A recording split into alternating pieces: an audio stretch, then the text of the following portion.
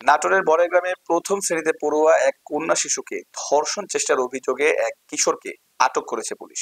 বিস্তারিত থাকছে staff reporter Mohammad Sahabul আলমের প্রতিবেদন। মঙ্গলবার বিকেলে তাকে আটক করা হয়। আটক করার পর হতেই ভিকটিমের পরিবারকে হুমকি ধমকি প্রদান করে আসছে কিশোরের পরিবাররা।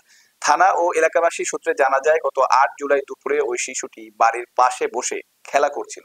এ সময় ওই কিশোর অটো ভ্যানে চড়িয়ে বেড়ানোর লোভ দেখিয়ে তাকে নিয়ে যায়। পরে তাকে পাশের কুমারখালী গ্রামের একটি বাঁশঝাড়ে নিয়ে জোরপূর্বক ধর্ষণের চেষ্টা করে। এরপর শিশুটিকে ভয়ভীতি দেখায় কাউকে না বলার জন্য। মঙ্গলবার বিকেলে শিশুটি দাদি তাকে সাব্বিরের বাড়িতে প্রাইভেট পড়াতে নিয়ে যেতে চাইলে সে ভয়ে কাঁদতে শুরু করে। এ সময় তার কাছে জানতে চাইলে সে জানায় তাকে সাব্বির ধর্ষণের চেষ্টা করেছে। এ ব্যাপারে বড়াইগ্রাম থানার ওসি গোলাম সরওয়ার হোসেন জানান, মঙ্গলবার বিকেলে শিশুটির পিতা বাদী হয়ে থানায় লিখিত অভিযোগ করলে অভিযুক্ত কিশোরকে আটক করা হয়। বুধবার মামলা রুজু করে তাকে জেল হাজতে প্রেরণ করা হয়েছে। আমার বাড়ির পাশে একটা ব্রিজ আছে, ওখানে দোকানও আছে, খেলাধুলা করে।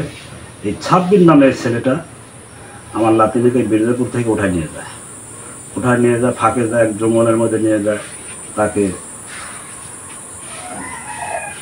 ইয়া করে, আনাস্তা করে এবং অকাজে লিপ্ত হয়।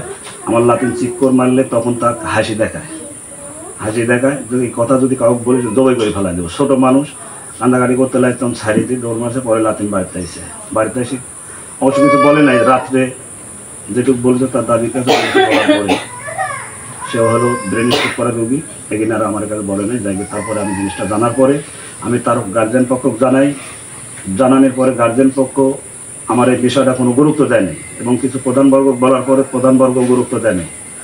আমি নিরুপায় হয় তখন প্রশাসনের স্বর্ণপন্ন হই। থানায় একটা জিডি করার পরে আমার সেই 26 নামের ছেলে জিডি করার পরে ধরে নিয়ে যাওয়ার পরে তার গার্জেন পক্ষ আমার হুমকি ধামকি দেয় এবং তার এক নানা আছে, ছেলের নানা আছে এবং অর্থশালী, খুব টাকাওয়ালা।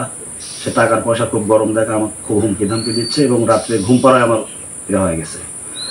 আমি এই 26-এর এমন কঠিন বিচার চাই, ফাঁসি চাই, যাতে বাংলাদেশের মধ্যে মানুষ এই ধরনের কাজ যাতে আর কেউ ওই সাহস না পায়।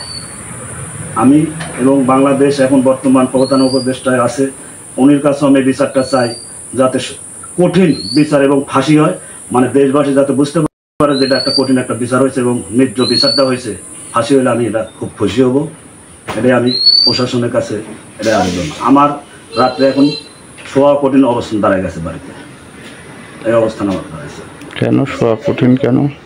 রাত্রে এসে আমার বাড়িতে হুমকি ধামকি দিচ্ছে এবং রাস্তা পথ ঘাট আমি চলতে পারতেছি না। এই অবস্থা তার গার্জেন পক্ষ থেকে খুব হুমকি ধামকি দিচ্ছে। তার একটা অর্থশালী মানুষ, এই কারণে। আসসালামু আলাইকুম। আমাদের এই মাসুম বাচ্চার সাথে যে অনিত কার্যকলাপ হয়েছে, এরকম আর যেন বাংলাদেশে কোথাও না হয়, আমরা এর কঠিন বিচার চাই।